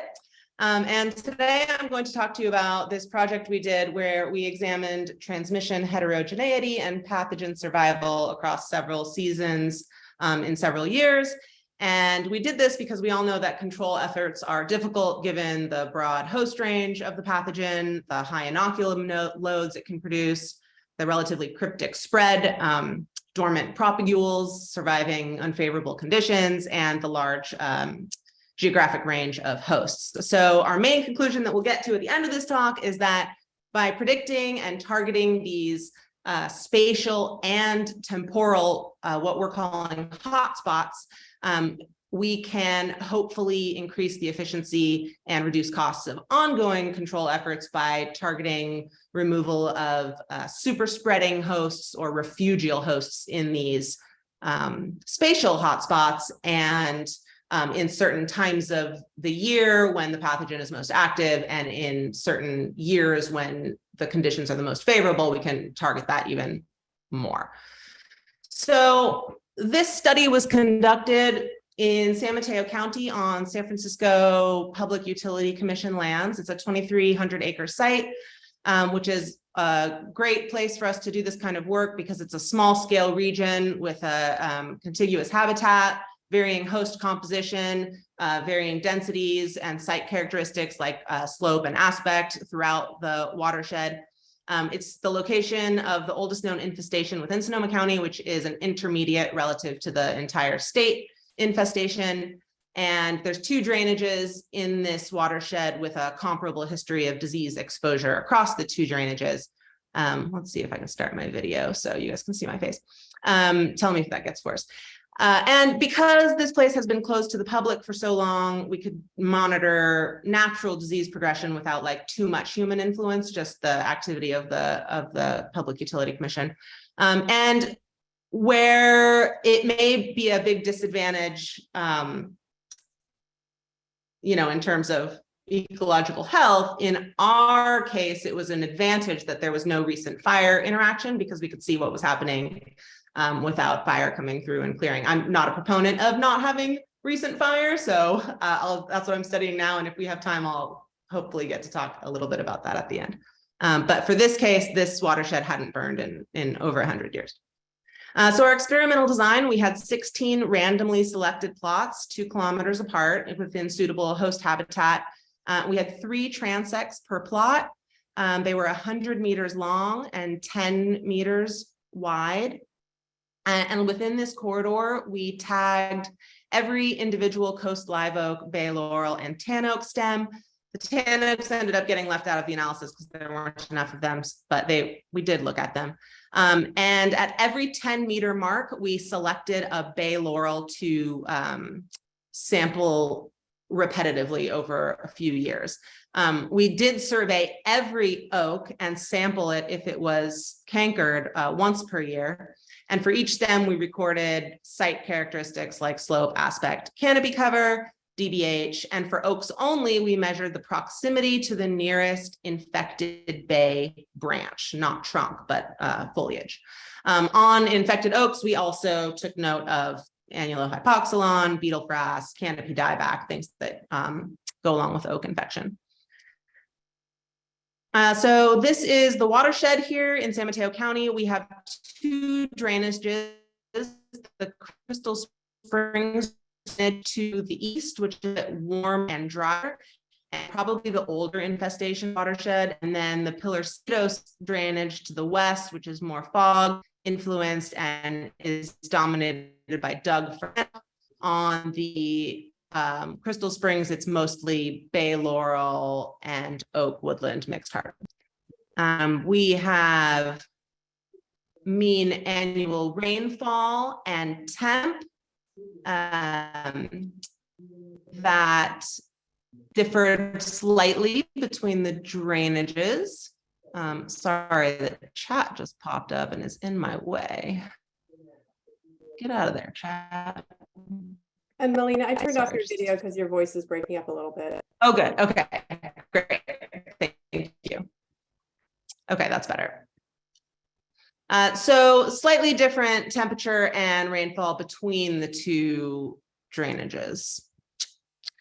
So the repeated sampling events. So 3 times per year for 3 years, we looked at every bay laurel stem, and we did this in the early season, in like March or April, when conditions were wet but not yet warm enough to be ideal for sporulation.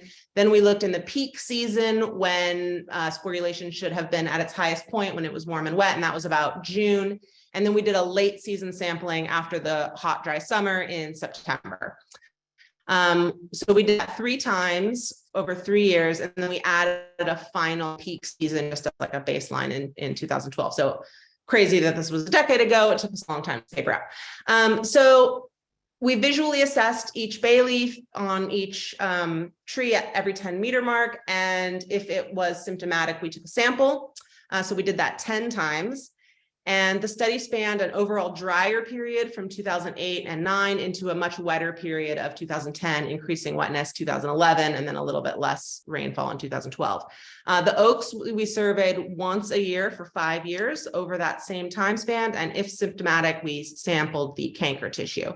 And then we did culturing to confirm presence of P. ramorum. And if a sample did not yield a positive culture, then we tested with PCR. I also did a genetic study, but I won't be talking about that today. So this is just some visual representations of what we found.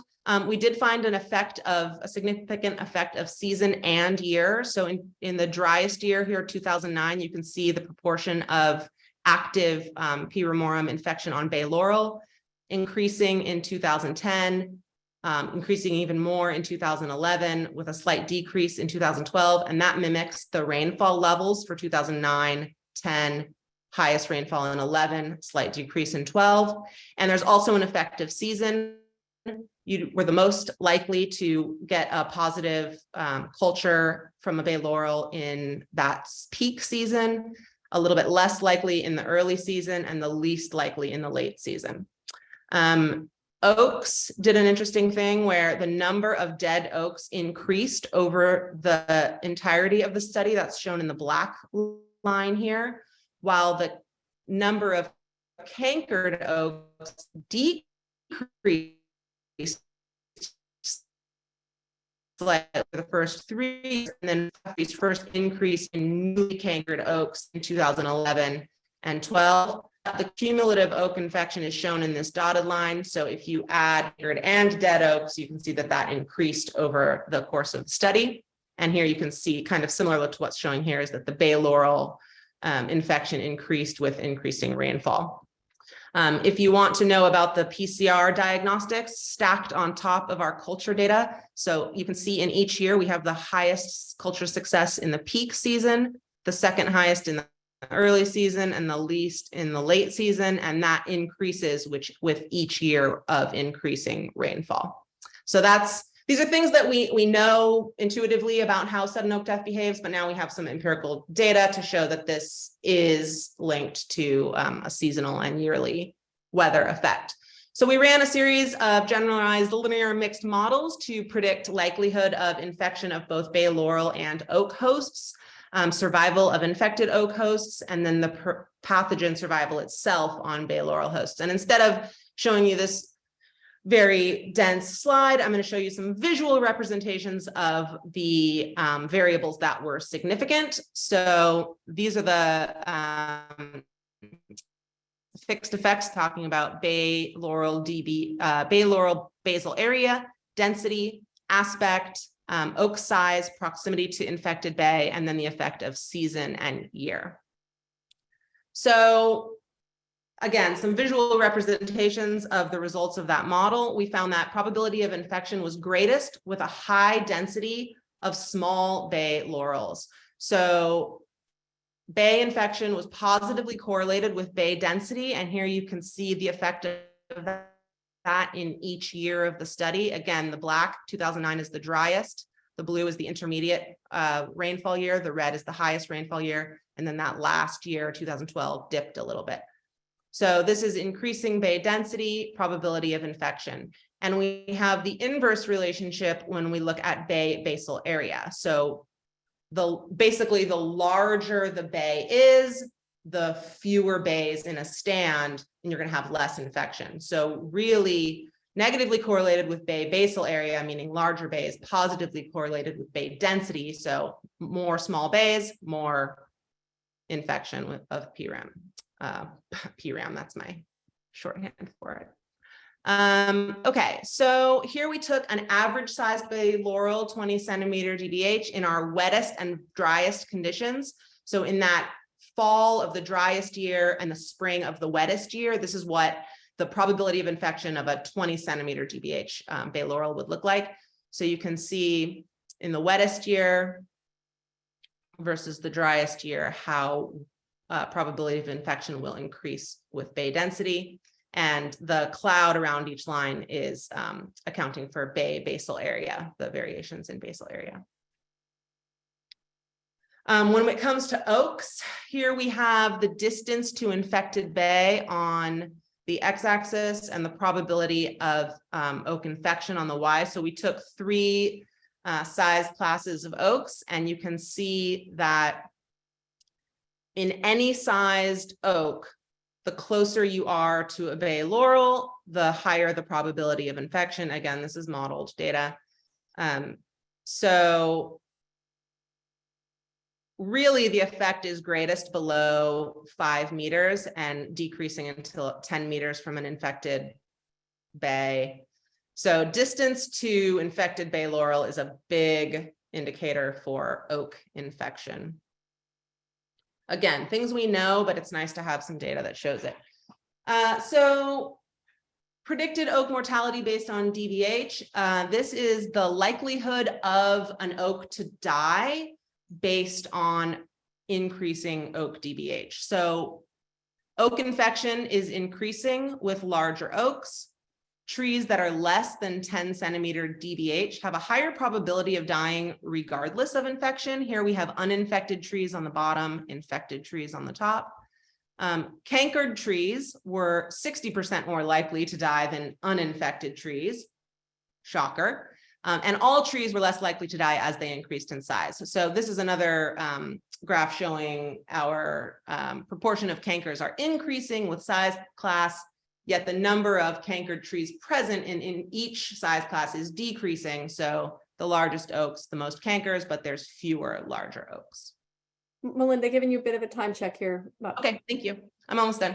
Okay. So what we drew from this was not only are we interested in, where the most infection was, like which plots, but how often the pathogen was detected, and especially in dry conditions, because we had these individuals that remained, these bay individuals that remained with active infection throughout the year. We're dubbing these sites hotspots. And so we defined 2 types of bay hosts, either super spreader hosts or refugial hosts. And hotspots were plots that contained both of these trees. And so a super spreader had an active infection 7 out of 10 times, which by definition had to include 1 late season positive. Refugial trees were trees that harbored infection in 2 out of 3 of the fall seasons. And these 3 plots with the highest cumulative disease incidence, with the asterisks here, had positives in 3 out of 3 late seasons.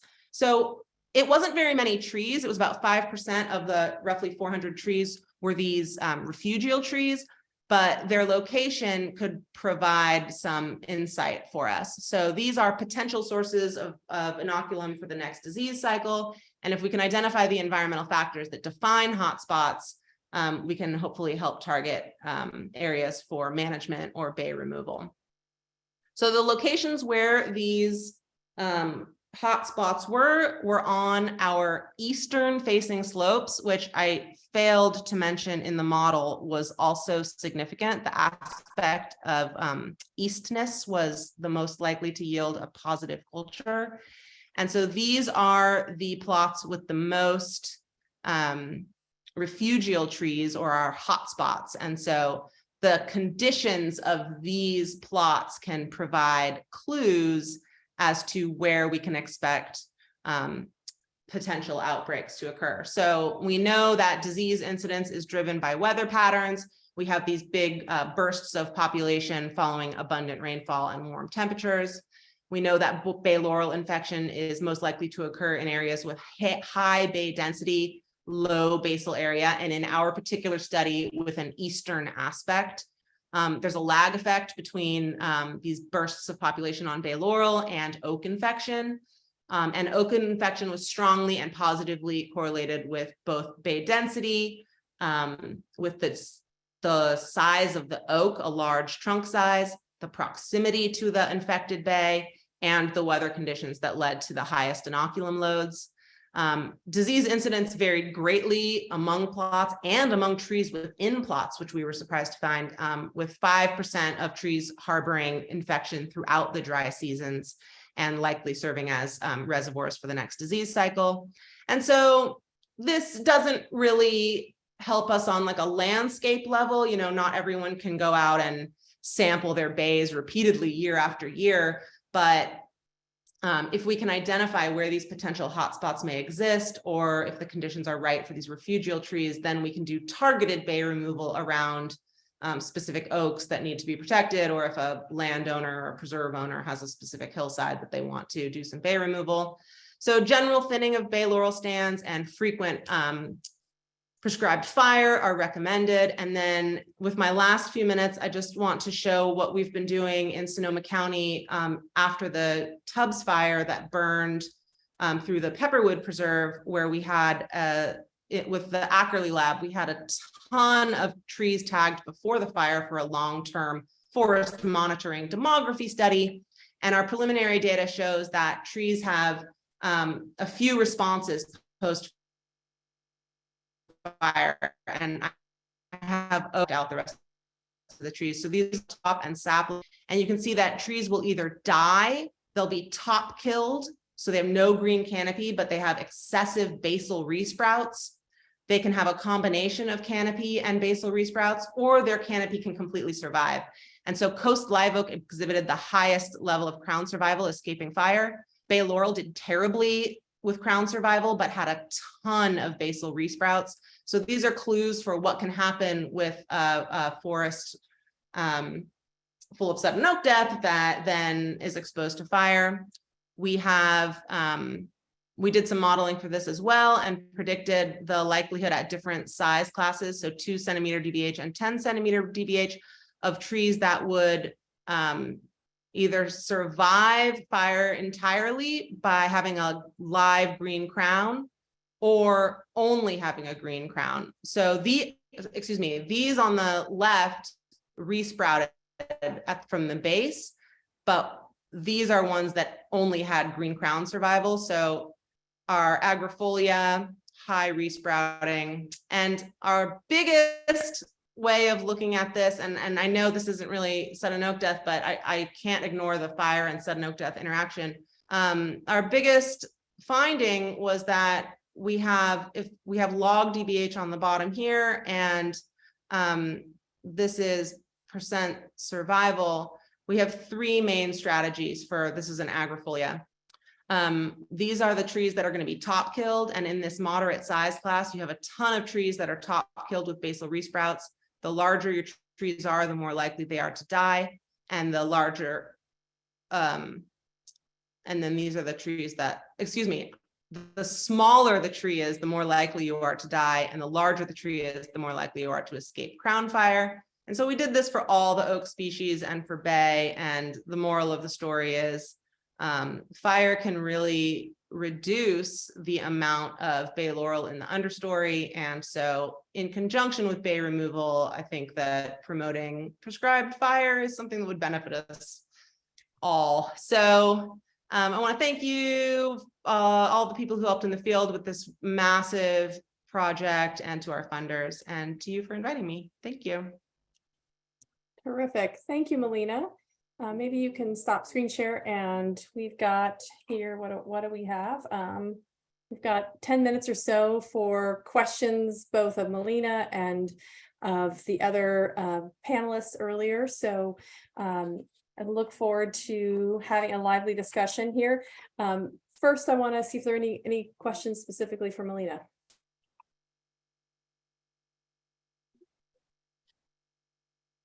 And maybe while you're thinking about that, there's always a bit of a delay in here. Okay, Andrea Williams says, how do bay resprouts behave as far as implications for density? Well, when a tree is top killed and prolifically resprouts from the base, that's increasing the bay density. But as those trees grow up, they're going to outcompete each other. They can't all survive. So it'll have a flush of higher density, but overall it will, as often happens with fire, the trees will outcompete each other for resources. Okay, terrific here. And then Tyler also says, Melina, I may have misunderstood, but are larger bay laurels really less likely to be infected, or are they just harder to visually assess for symptoms and sample? And I think I tag on a question really about sort of the position that they're in the crown. Do you have a sense that that may have an additional issue in terms of humidity control that may affect some of these issues? I do think that plays a factor. So the larger trees, yes, they are harder to assess, but because they have more solar radiation from being top of the canopy, it's really those understory bays where it's cooler and damper that you're seeing much more pathogen. And we did sample, we used pole pruners to sample infected trees from the top, but those bigger bays, the canopy is just so much higher that it's getting exposed to more solar radiation. Right. Okay. Terrific. Nick, Mick, Clive, and Barnaby, feel free to turn your video on here. I want to direct back to Barnaby and Mick for a minute. There was some comments here and thoughts about kind of what we're doing with trying to understand what's going on with Western hemlock in Northern California, and just some really good moments to help us think about our issues here and looking for pluvialis. I don't know if anyone wants to tag on to that conversation, but I just want to at least appreciate you all for bringing these concepts forward, because I think as Chris Lee noted in the chat, we've been sort of pinging around this morning trying to think about what we might be missing respective to hemlock, and you know, it's got a complicated set of pathogen issues on it, but maybe there's more to the story that we're not paying attention to.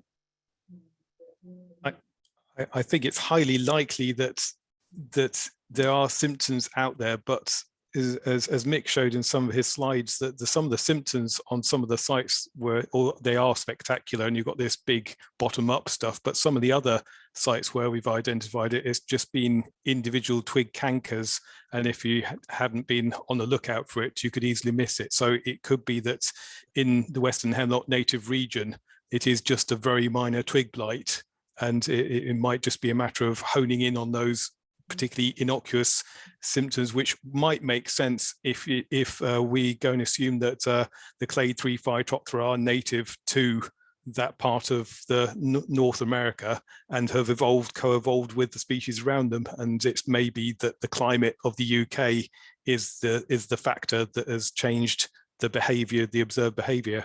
Mm-hmm. And did you feel like it took a fairly widespread dieback for you to notice it? Do you have a better sense of what those early symptoms look like now? I think we have a better idea, and I think it's no coincidence, as in Mick's, so I dive straight in, Mick, before you had a chance to say anything, but it's no coincidence that that stand that Mick was showing, the aerial symptoms, that mature stand was found in the second year running of the worst ever years we've had impact on Phytophthora morum in larch in the UK. So it's just been two really suitable years for Phytophthora in general in 2020 and 2021 after the other. So it may just be that, you know, we just had ideal symptoms, and that's why these really profound symptoms have been there. And actually maybe it's been running along at much lower levels. I mean, the distribution map is very interesting itself, showing that widespread distribution across the UK, you tend not to just suddenly find that in these sort of backwards, out of the way woods. They're not honeypot tourist attractions or anything. Most of these, they're just they're locations dotted across generally where the climate's wetter. Yeah, yeah. Okay, so question for Nick and Clive. Coming back to the opening presentation that Nick presented, any more thoughts about how to frame the conversation around keeping Phytophthora together and thinking about that issue of the size of the folks that work on Phytophthora, how big of a community are we, understanding the downstream effects from the policies that could come should that split occur and what that would mean internationally. I know we're not together, so we can't settle this over some evening cocktails and some chance to sort of think it out. But what can we all do to participate in that conversation and help us advance both our science and our policy in a meaningful way? If I could join at this point, Jana. I mean, going back 6 months, we really, Thomas, myself, Bruno and Dave Cook reviewed all sorts of options in terms of going forward with this issue. And obviously it's a huge mix of politics and science. At the moment, we're not clear, obviously, what arguments scientifically are going to be put up against the arguments that we're putting forward, and we'll have to wait and see what those are going to be. But I feel, regardless of what those are, the dimension going forward is going to be a lot more political. And that is a matter of gaining consensus. But on that basis, we've got to remember that it goes way beyond the guys of us like ourselves who are working on natural ecosystems and working on forest crops and forest trees. There's a whole other group of Phytophthora workers out there working on very, very different situations, particularly tropical fruit crops, on tropical tree fruit crops, and things like obviously potatoes, soybean, things like that. So it's a very, very big community, and one would have to think of a way of garnering the opinions across that very large community, which could be done in various ways, including obviously social networks and having maybe initially we wonder about starting off with questionnaires and so on, but there's an awful lot of work involved in that sort of thing. You've got to grab the names of all these groups, and obviously one could appoint key people internationally around the world, maybe to try and get groups together locally that could all be joined up and then discuss the way forward. But it is going to be a political thing as well as a scientific one, and that is in a way part of the solution, but at the moment I see it as being part of the problem, because it's going to be an awful lot of work to get it going. Right. If I may follow on what Clive said. Clive, I totally agree that this is not going to be an easy thing, but I think it's absolutely crucial that you or whoever is involved, you and Thomas and David and Bruno, really build a large consortium, because if not, there will be small groups that are splitters, others that are lumpers, and it'll be a mess. So I'm thinking that maybe convening a large symposium where all the major players give talks, and maybe even finding the funding to fly a lot of them in if they can't afford it at that point, and building something like a taxonomic consortium that comes up with rules for oomycetes. We talked about that maybe some 15 years ago at one of the SOD meetings or our UFRA meetings. I know it's going to be contentious and not easy, but I think the only way forward is to try to find a consensus of some sort. I mean, even if a small group of authors, like the four of you, great experts on the genus Phytophthora, write an article, obviously that has some heft, but it's not going to sway the whole community one way or the other. A second point that I wanted to follow up on, I really liked most of your arguments. I am not for maintaining Phytophthora as the genus name, including the two downy mildew clades. The social argument and the argument for biosecurity that it would be easier if we just refer to it as Phytophthora, I don't think is scientifically a strong argument. So I'm not sure I'm behind that argument, but I'm totally behind everything else.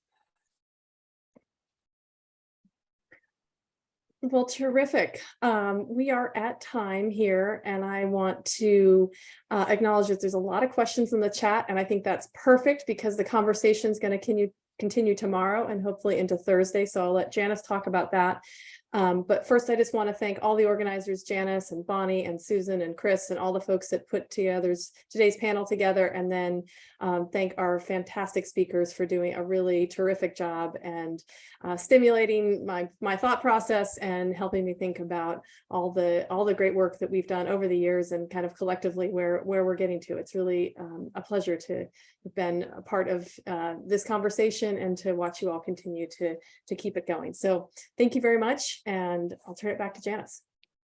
Thank you, everybody. And I also wanted to thank Yana for being the MVP today. She held down all the moderating duties as well as helping with some technical things, keeping this on time. So thank you so much for that. Made my job super easy. As Yana said, we are going to be continuing the conversation tomorrow. So if you have registered for tomorrow, you should have gotten a link. I'll send out another last-minute email tomorrow. Note that our session tomorrow is starting at 1 p.m. Pacific, so we're moving into an afternoon session. So check your calendar for the right time and check your emails for that link. And the recording for this session will be posted online on the suddenoakdeath.org website in the coming weeks. But for now, thank you so much for your time today, and we'll see you tomorrow. Have a great day.